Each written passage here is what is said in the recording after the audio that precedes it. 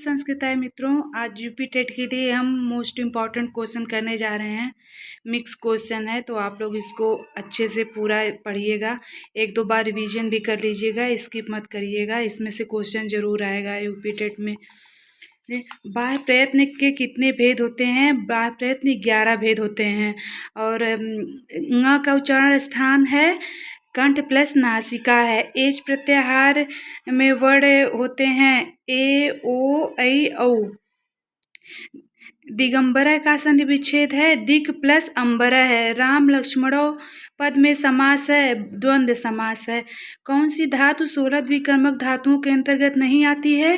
क्री नहीं आती है। जी, मथ, कृस, वह, मुस ये सब आता है। हरे क्रुद्धति में हरे क्रुद्धति पद में किस सूत्र से चतुर्थी विभक्ति हुई है? क्रुद्रुहि से असूया नाम एवं प्रतिकोपः से हुआ है। गुरुवे किस विभक्ति एवं वचन का रूप है? द्वितीय चतुर्थी विभक्ति एक वचन का। गुरु, गुरुम, गुरुड़ा, गुरुवे गुरुवे चतुर्थी विभक्ति एक वचन का है। लिट लकार संबंधित है भविष्य काल से। पृच्छेव किस पुरुष व वचन का रूप है? उत्तम पुरुष द्विवचन का है।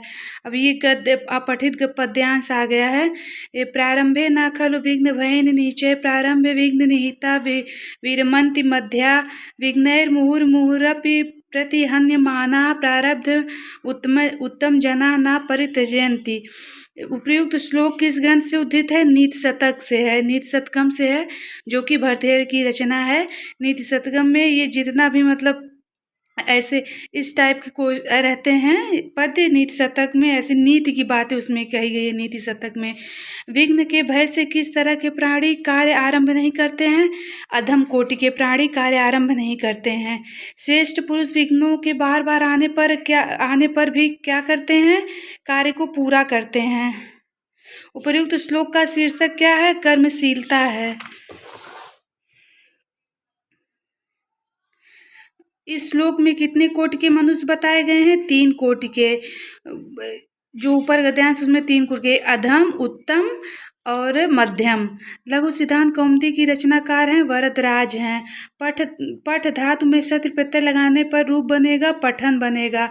त्यक्त्वा त्वया पत्रम लिखते में कर्म को कर्तृवाच्य में परिवर्तित कीजिए।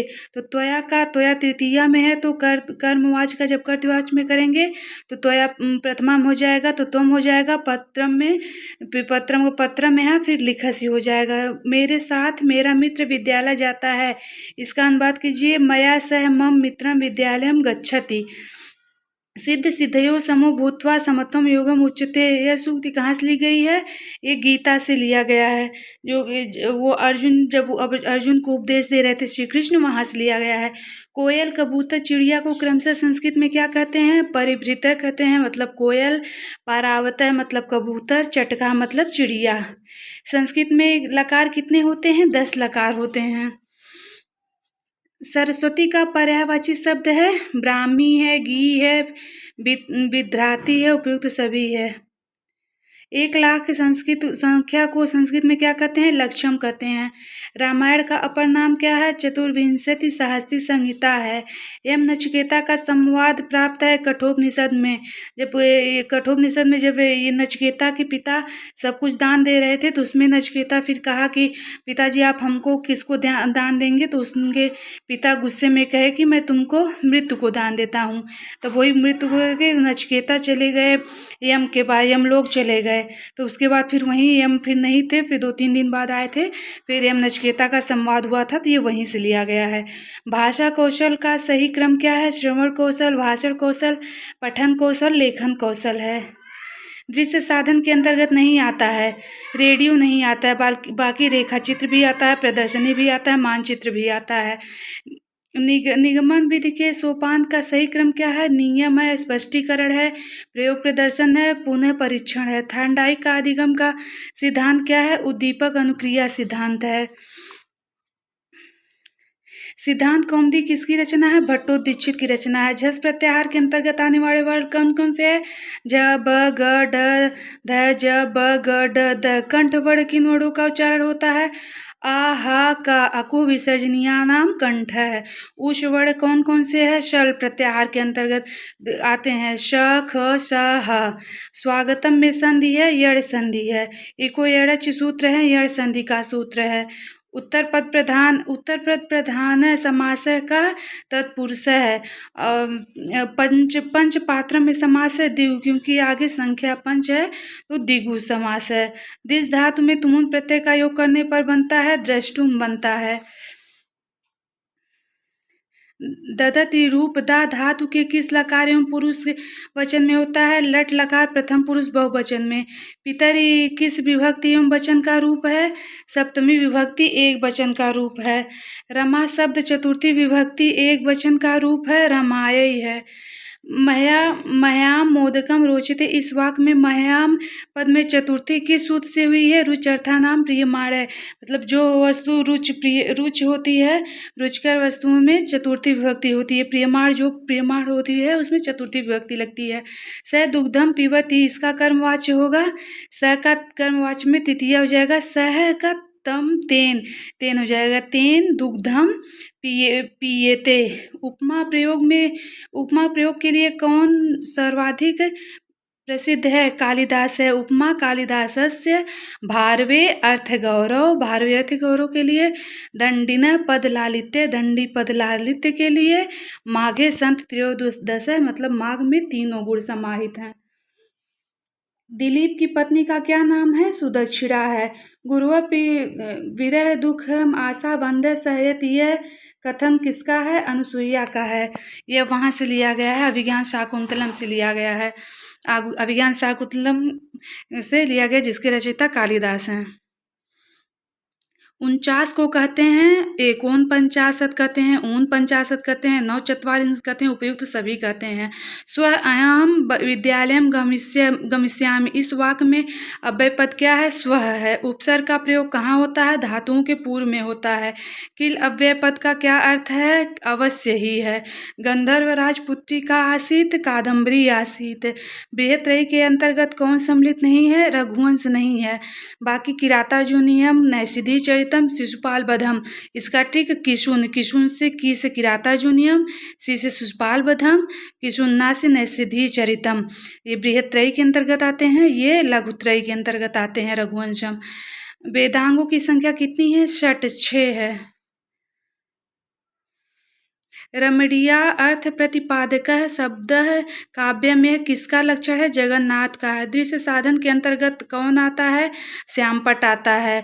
शिक्षा का अर्थ क्या है? जीवन पर्यंत चलने वाली प्रक्रिया है। मनुष्य जन्म से लेकर मृत्यु तक सीखता है। मनुष्य को मनुष्य बनाने में सहायक होते हैं, यानी उपयुक्त तीनों है।